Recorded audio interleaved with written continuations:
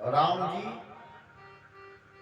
सुंदर सिंहासन पर अपने अंतः महल में आंगन में विराजमान थे। देवर्षि नारद जी का आगमन हुआ। देवर्षि नारद ने राम जी का सत्कार जब स्वीकार कर लिया तो बड़ी विनम्रता से कहा, राम तुम्हारा जो अवतरण है, तुम्हारे अवतार का जो हेतु है, उद्देश्य है, वो सिंहासन नहीं है।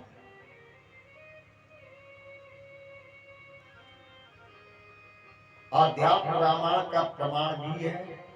एकदा सुखमासीनम राम स्वांतः पुरे अजिरे पुराजिरे पुरधन अजिरे। अजिर माने आंगन। संपूर्ण आभूषणों से युक्त ठाकुर जी शोभायमान हो रहे थे। नारद बाबा ने कहा कि अगर सिंहासन पर बैठ गए तो तुम्हारे अवतार का उद्देश्य कैसे पूर्ण होगा? कौन करेगा उसको पूर्ण? आप तो सत्ता चलाने लगोगे, राज्य चलाओगे। और भगवान ने अवतार क्यों लिया? विप्रधेनु सुर संत हित। फिर इनका कल्याण कौन करेगा? देखिए, इस संदर्भ का भी आज एक श्लोक सुन लीजिए, इसके बाद हम आगे की ओर बढ़ें। पहले तस्वीर अच्छी निकल के आ जाए। यदि राज्याभिसंसक्तो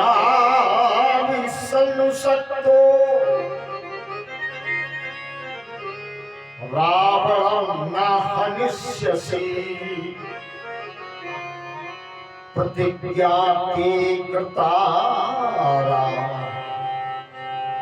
ओ भरणाय हरणाय। तुमने तो प्रतिज्ञा की है कि हम धरती का भार हरण करेंगे, और अगर तुम राजा बन गए, सिंहासन पर बैठ गए, तो ये काम फिर कौन करेगा?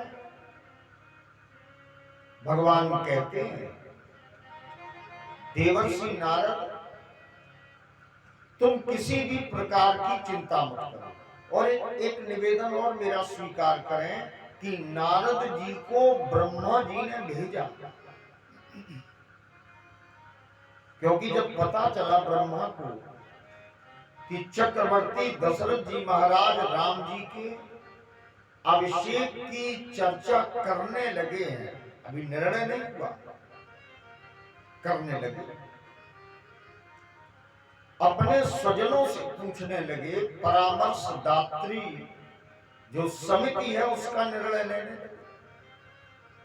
तो ब्रह्मा के मन में ये विचार आया कि अवतार का उद्देश्य तो होता नहीं, अवतार तो होता है परित्राणाय साधु नाम विनाशाय च दुष्कृता।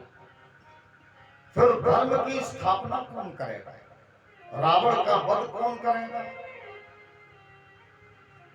तो नारद जी को भेजा, और नारद जी ने ये संदेश राम जी को।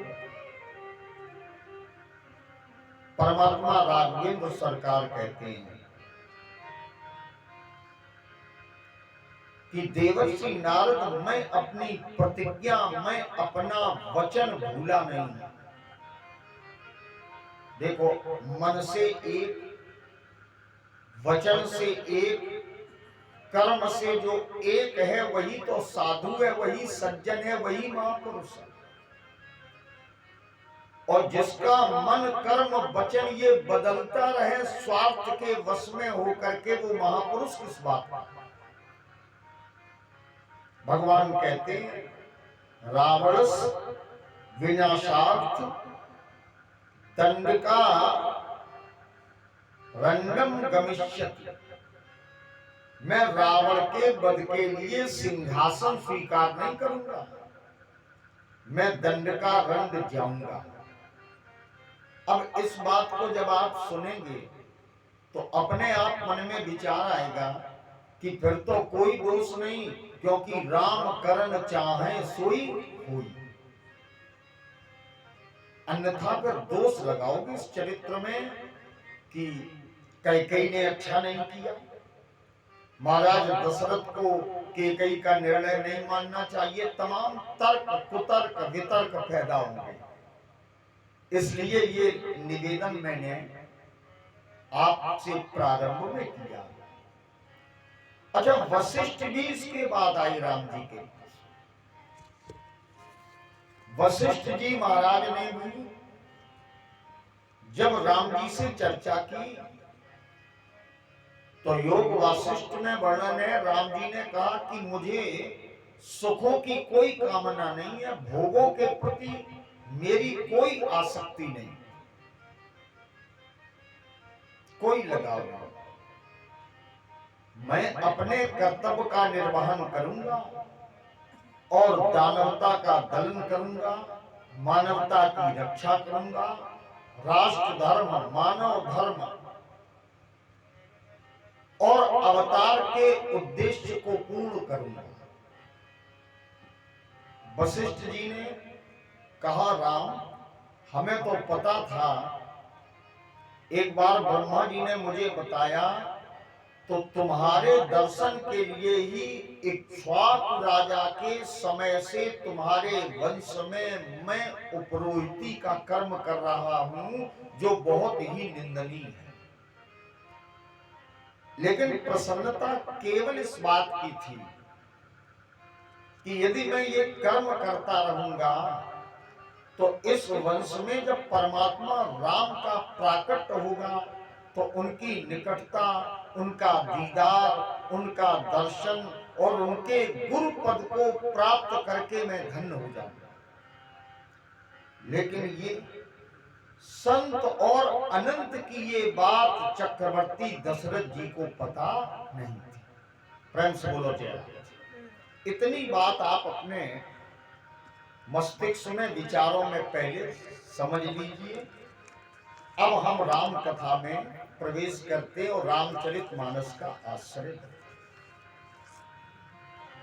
एक बार महाराज दशरथ का सुंदर दरबार लगा हुआ था, मंत्री उपस्थित थे।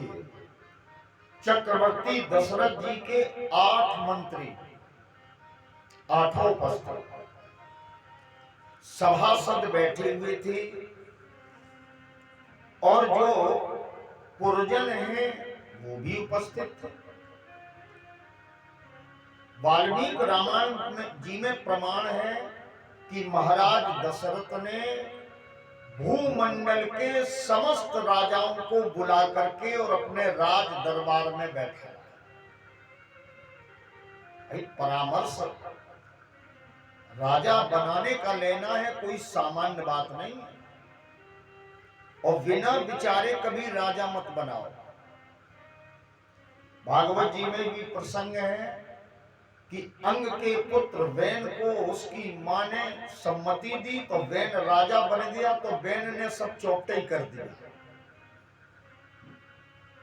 इसलिए राजा मंथन करके, विचार करके, मनन करके जो राज्य सत्ता के अनुकूल हो उसको ही सत्ता सौंपनी चाहिए। तो सबको बुलाया, केवल 2 राजाओं को नहीं बुलाया। एक तो जानकी के पिता जनक जी महाराज को नहीं बुलाया और दूसरे कैकेयी महारानी के पिता राजा अश्वपथ को भी परामर्श के लिए चक्रवर्ती दशरथ जी ने नहीं बुलाया। वाल्मीकि रामायण में भी बहुत प्यारा प्रसंग है। पूछते हैं क्यों नहीं बुलाया? बोले इसलिए कि उनके प्रति चक्रवर्ती दशरथ जी को विश्वास था कि तिलक के बाद भी यदि हम बता देंगे तो भी वो इसमें दुखी नहीं होंगे, प्रसन्न हो जाएंगे। ये दशरथ जी की सोच। एक दूसरा चिंतन कि अगर जनक जी महाराज उपस्थित होते और कैकेयी के पिता उपस्थित होते तो राम जी महाराज को वन में न जाना पड़ता। तो ये सोच कर, लेकिन इसमें भी महाराज दशरथ का दोष नहीं, क्योंकि चक्रवर्ती दशरथ की बुद्धि को देवताओं ने परिवर्तित कर दिया था, इसलिए महाराज दशरथ ने इनको नहीं दिया। प्रेम से बोलो जय राम। अब दरबार लगा हुआ था। रामचरितमानस में तुलसी बाबा वर्णन करते हैं, एक समय सब सहित समाज, एक समय सब सहित समाज, राजसभा राज विराजा,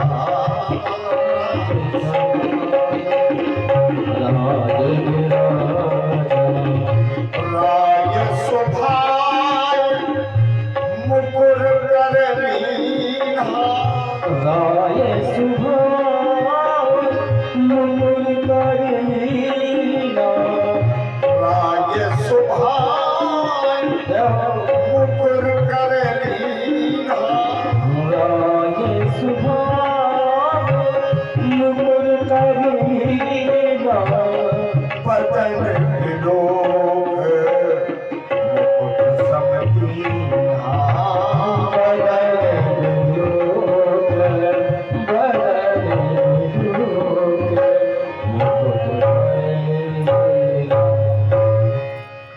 एक बार राज दरबार लगा हुआ था।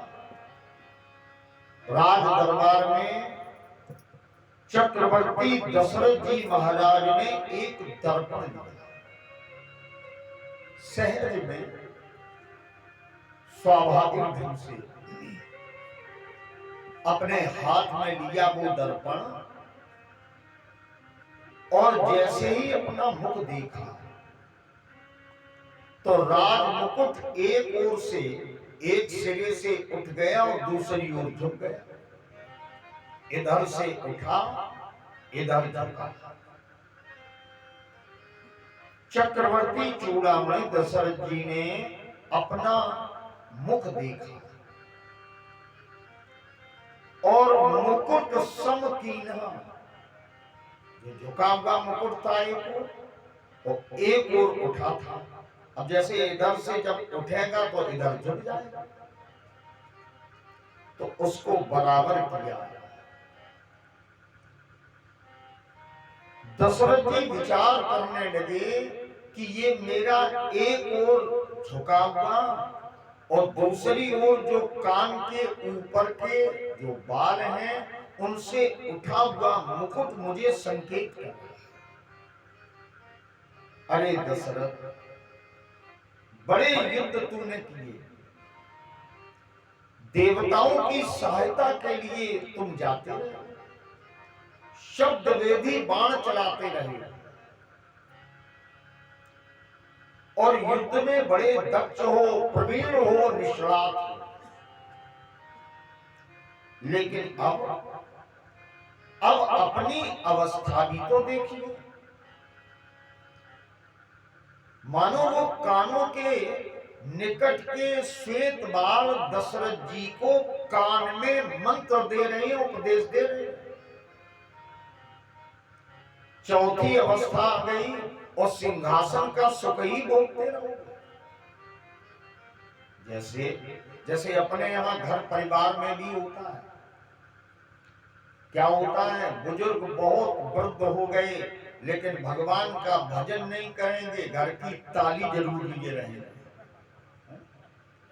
भाई उनको भी तो मनन करना चाहिए कि मानव जीवन प्राप्त करने का उद्देश्य क्या है, आपका करनी क्या है। भगवान ने कृपा करके संसार का सबसे बड़ा उपहार अगर कोई है तो वो मानव काया है। ये दी है, इसका तुमने क्या उपयोग किया? आज चक्रवर्ती दशरथ जी विचार करने लगे, सोचने लगे। अच्छा, मैं एक निवेदन करूं, अगर न हो हमारे पास में दर्पण शीशा, तो मन रूपी दर्पण में यदि हम अपने जीवन को, अपने जीवन की अवधि को, अपने पिछले कर्मों को कम से कम देख तो सकते हैं। मन के दर्पण में स्मृति की भावना से याद करते हुए देखिए कि हमने कितना उचित किया है और कितना अनुचित किया है। हमारे शास्त्र कहते हैं प्रत्येक मनुष्य को एकांत में बैठकर प्रतिदिन सोचना चाहिए कि हम कौन हैं, कहां से आए हैं, क्या कर रहे हैं और कहां जाना है। लेकिन हम लोग तो इतने मस्त हो जाते हैं कि भूल ही जाते हैं कि कहीं जाना है कि नहीं जाना। आज चक्रवर्ती दशरथ जी ने चिंतन किया, विचार किया, और देखते क्या है, दर्पण में अपना प्रतिबिंब देखा, मुकुट को तो बराबर कर लिया, और सोचने लगे कि मानो ये मुकुट झुकता हुआ कहता है कि चक्रवर्ती जी, अब तुम्हारे मस्तक पर बंधने से मेरी शोभा नहीं है। क्यों नहीं है? तो बाबा तुलसी ने वर्णन किया, श्रवण समीप भई सित के साथ,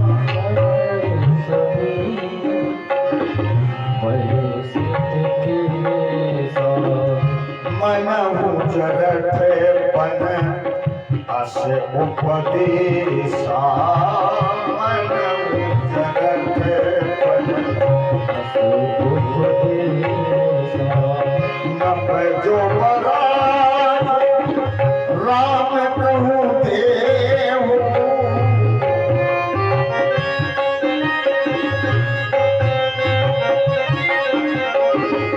नभ जो बराज राम कहूँ देव,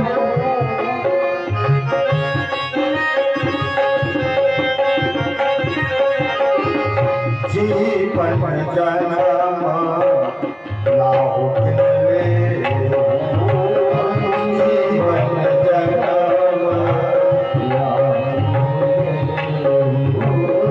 जीवन जन्म लाहु किनले।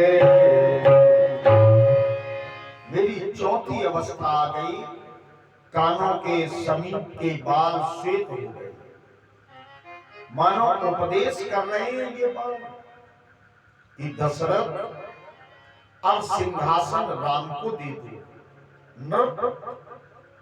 युवराज का जो पद है वो राम कह देहु, राम को दे। और जो जीवन तुम्हें मिला, इस जीवन का लाभ तो भजन में है।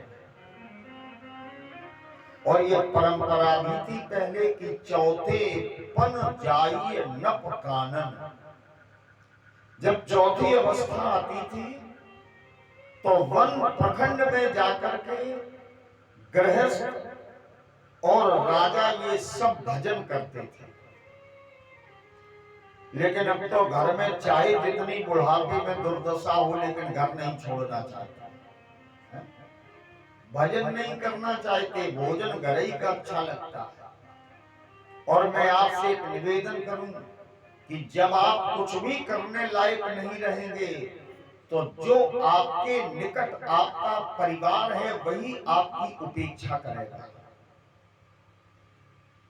क्योंकि ये संसार का व्यवहार स्वार्थ पर ही चलता है, परमार्थ पर नहीं चलता।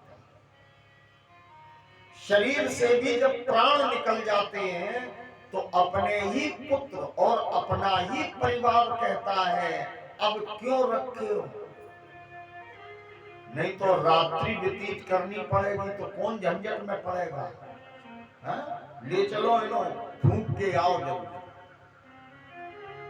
ये समाज का नियम है। मानो बुढ़ापा हमें उपदेश करता है। दशरथ जी ने विचार किया कि राजा राम को बना दो और वन में जाकर के तुम भजन करो, क्योंकि मानव शरीर का जो प्रमुख उद्देश्य है वो भगवत प्राप्ति है। देह धरे कर यह फल भाई और भजी राम सब काम बिहाई। भगवान का भजन करना चाहते, ये हृदय में चक्रवर्ती दशरथ जी के विचार आए। तो रामचरितमानस में बाबा ने फिर वर्णन किया है, यह विचार और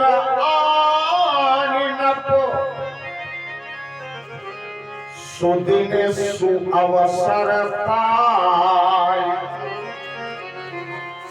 प्रेम पुलक तन मुदित मन, गुरु ही सुना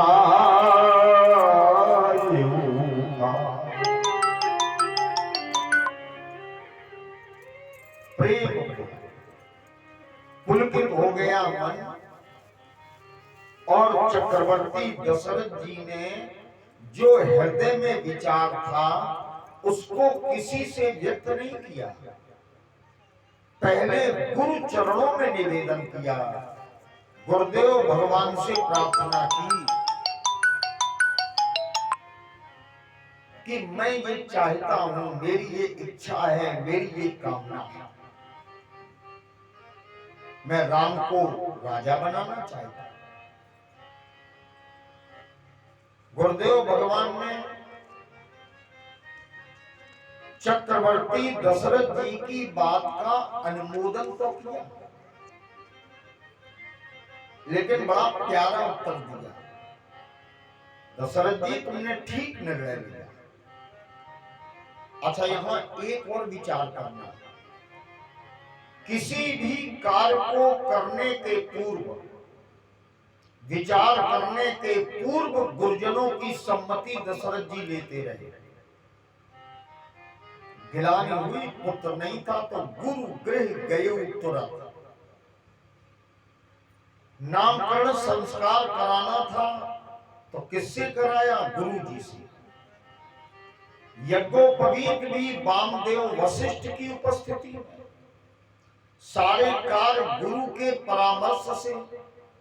और चक्रवर्ती दशरथ जी ने ये जो निर्णय ले लिया, ये निर्णय बिना गुरु के परामर्श के पहले ही ले लिया। प्रेम से बोलो जय राम। लिया।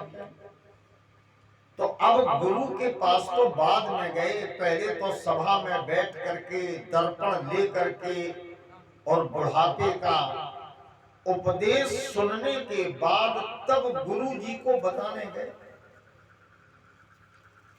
चक्रवर्ती दशरथ जी की बात गुरुदेव वशिष्ठ जी महाराज ने सुनी और सुनने के बाद कहा कि यद्यपि राजन तुम अच्छे समय में सुदिन सुअवसर पाए, चक्रवर्ती जी तुम्हारी दृष्टि में ये है कि हम सुदिन माने अच्छे दिन जा रहे हैं, काम पूर्ण होगा, सुंदर समय में जा रहे हैं, शुभ मुहूर्त में, इसलिए इस काम में सफलता मिल जाएगी। लेकिन एक बात समझ, जो तुम्हें करना है वो तो करो, उसमें कोई देर मत करो। सारे सेवकों को और राज्याभिषेक की तैयारी के लिए जो भी वस्तुएं होनी चाहिए वो सारी वस्तुएं मंगाओ। देखो, एक मैं निवेदन करूं कि आप कह सकते हैं कि वशिष्ठ जी जब जानते थे तो इन्होंने मना क्यों नहीं किया? शुभ कर्म में कभी भी किसी को रोकना नहीं चाहिए। अगर कोई गलत कर रहा हो तो उसको रोका जाए। अब वो शुभ कर्म पूर्ण होगा कि नहीं होगा ये आप यदि निर्णय जानते भी हैं तो भी करने वाले को अच्छे कर्म से कभी भी हटाना नहीं चाहिए। वशिष्ठ जी की तो गोपनीय वार्ता भी हो चुकी थी राम जी से, तो वशिष्ठ जी जानते भी थे और वशिष्ठ जी को तीनों कालों का ज्ञान है।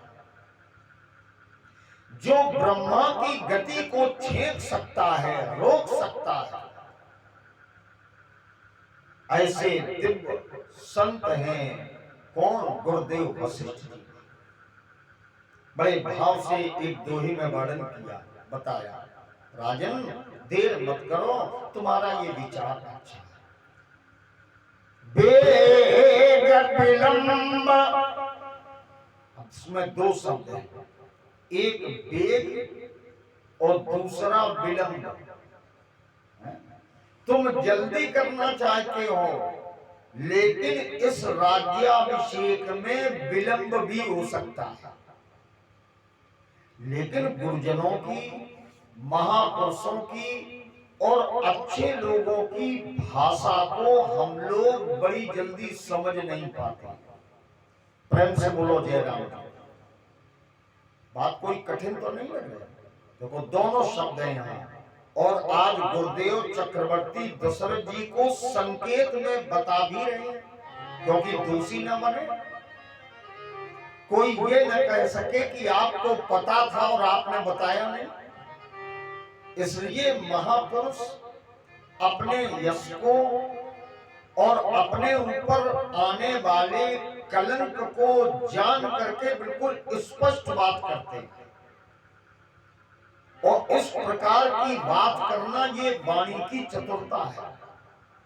आइए पुनः दोहा श्रवण करते हैं। सुनो दशरथ महाराज, बेग विलंब न करिए साजिए सबुई समान, लेकिन सुदिन सुमंगल तबहि जब राम हो जुबरा। तो बहुत जल्दी करो, समाज को सजाओ, नगर को सजवाओ, राज तिलक में प्रयुक्त होने वाली मांगलिक वस्तुओं को भी मंगवाओ, और सुदिन में आए, सुंदर समय में आए। वशिष्ठ जी कहे विचार करने की आवश्यकता नहीं है, शुभम शीघ्रम, शुभ कर्म में देर नहीं अच्छी, जितना जल्दी होकर डाले, पर बुरे कार्य को जितने दिन टाल सके टाले। लेकिन एक बात समझ लो, सुदिन सुमंगल तबहि जब राम होय जुबरा। वो सुंदर दिन और सुंदर घड़ी, शुभ मुहूर्त तभी होगा जब राम स्वयं राजा बनेंगे। प्रेम से बोलो जय राम। शब्द है राम होय। भला राम को कोई राजा बना सकता है? क्योंकि वो तो स्वयं राजा पहले से ही है। राम सामान्य राजा नहीं है, ये राजाओं में भी श्रेष्ठ है। रामो राजमणि है ना, ये तो राजाओं के मुकुट की मणि है परमात्मा।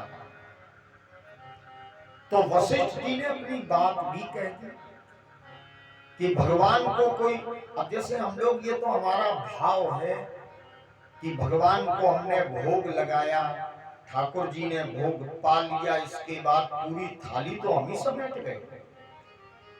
लेकिन भाव है, तुम्हारा भाव दशरथ जी बहुत अच्छा है। तुम राम को राजा बनाओ, लेकिन राम राजा बनाए नहीं जाएंगे जब राम जी स्वयं चाहेंगे। हो शब्द का जब राम हो, जब स्वयं राम राजा बनेंगे तब ये सिंहासन राघवेंद्र सरकार को स्वीकार करे। चक्रवर्ती दशरथ जी ने गुरुदेव भगवान के वचन सुने और उसके बाद पंचों के बीच बैठ करके पांचों मत अनुकूल कर। और मैं एक निवेदन करूं कि राम जी का कोई विरोधी नहीं था। दशरथ जी का यद्यपि राज्य संचालन के नियम का विरोध नहीं होता था, बहुत अच्छा राज्य महाराज दशरथ।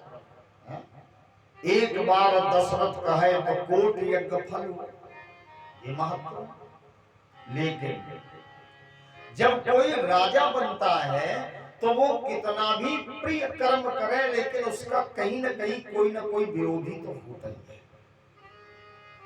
राज धर्म का नियम है कि एक मत में सब नहीं रहते, कोई ना कोई तो विरोध करने वाला होता ही है। लेकिन विरोधी यदि बुद्धिमान हो, सुधी हो, सामाजिक हित करने वाला हो, तो राजा भी विरोध के भय से राज धर्म का संचालन बिल्कुल सटीक तरीके से करता है। प्रेम से बोलो जय राम। बात कहीं अगर अनुकूल न लगे तो बताना, तो उस पर हम फिर दोबारा व्याख्या करेंगे। अनुरोध करेंगे कि इसी के साथ में थोड़ा सा समय शिव पुराण में संक्षिप्त तो अगर हो जाए। प्रेम से बोलो जय राम। देखिए, मिलाए तो जाते हैं, ग्रंथ की कथा दूसरे ग्रंथ से मिलाई तो जाती है, लेकिन मिलाने में थोड़ा ध्यान रखा। दूध में अगर खटाई डाल दोगे तो फट जाएगा, और दूध में अगर जामन लगा दोगे तो दूध का दही बन जाएगा। तो वो जो आपने कहा संभव नहीं है यहाँ। क्योंकि कथा आज की भाव की है और करुणा से उत्तप्त है, और वैसे ही वातावरण भी बन गया। चक्रवर्ती दशरथ जी राजा हैं, लेकिन विरोधी हैं, उनके कुछ शत्रु हैं। लेकिन राम जी को तो सब प्रेम करते हैं। चक्रवर्ती दशरथ जी ने एक बात कही भी है कि जे हमारे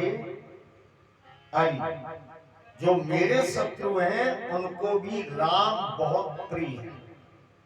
जे हमारे मेरे दुश्मन हैं वो भी राम को प्रेम करते हैं। सर्वसम्मत से राम राजा बने, इस प्रकार का निर्णय।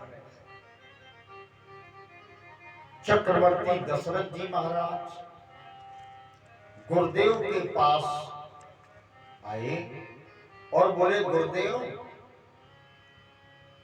एक काम करो कि राम जी को सिंहासन पर या अभिषेक करने के पूर्व किस प्रकार के नियम का पालन करना है।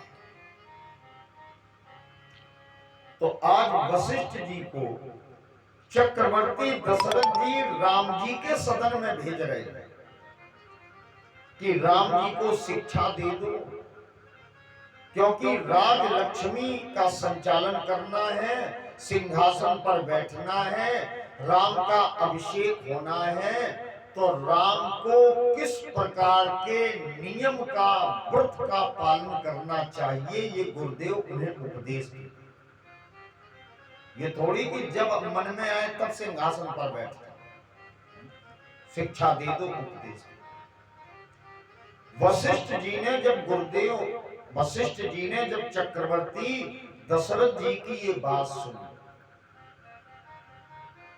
तो राम धाम में गुरुदेव वशिष्ठ जी पधारे। देखा राम जी ने कि आज सेवक के घर में स्वामी स्वयं चलकर आए। सेवक सदन स्वामी आगमनु, मंगल मूल अमंगल दमन। सेवक के घर में स्वामी आ जाएं, शिष्य के यहाँ गुरुदेव अचानक आ जाएं, तो ये तो शिष्य का कहीं न कहीं पुण्य है। अर्घ दिया, चरण धोए, विधिवत पूजन किया गुरुदेव भगवान का, और इसके बाद गुरुदेव ने चक्रवर्ती दशरथ का जो विचार था वो राम जी को बताया। राम, तुम्हारे पूज्य पिता चक्रवर्ती दशरथ जी तुम्हें राजा बनाना चाहते हैं। प्रेम से बोलो जय राम। क्या बनाना चाहते हैं? राजा। राम जी हाथ जोड़े, गुरुदेव मेरे लिए आज्ञा क्या है? तो वशिष्ठ जी कहते हैं, राम करहु सब संयम आजू, जो विधि कुशल निभाएगा। राम, तुम्हें सब प्रकार से संयम करना है। देखो, संयम के पहले सब शब्द लग गया और इसमें बड़े अर्थ छुपे। राम करहु सब संयम आजू। राम, तुम संयम का पालन करो। अच्छा भाई, भगवान से बड़ा संयमी कौन है? लेकिन गुरु धर्म का निर्वहन गुरुदेव वशिष्ठ जी कर रहे हैं। संयम करना है जिससे कि ब्रह्मा तुम्हारे पिताजी के मनोरथ को पूर्ण कर दे और तुम्हें राजा बना दे। गुरुदेव वशिष्ठ इतना कह करके जब अपने निज भवन की ओर चले, अब परमात्मा राम जी अकेले उपस्थित। एकांत में राम जी का चिंतन जरा सुने, और ये चिंतन अगर हम लोगों के बीच, भाई भाई के बीच में आ जाए, तो राम राज्य की कल्पना जो है वो साकार हो जाए। राम जी क्या सोचते हैं, विचार करते हैं। विस्मय हो रहा है परमात्मा राघवेंद्र सरकार। अब आश्चर्य क्यों है, विस्मय क्यों है, तो इस संदर्भ में सुने। भगवान सोचने लगे, जन में एक संग सब भाई,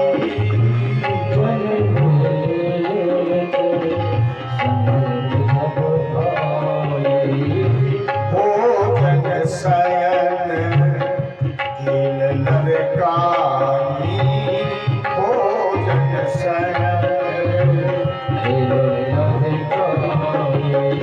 करन बेगे उपबीत बियाहा, करन बेगे उपबीत बियाहा,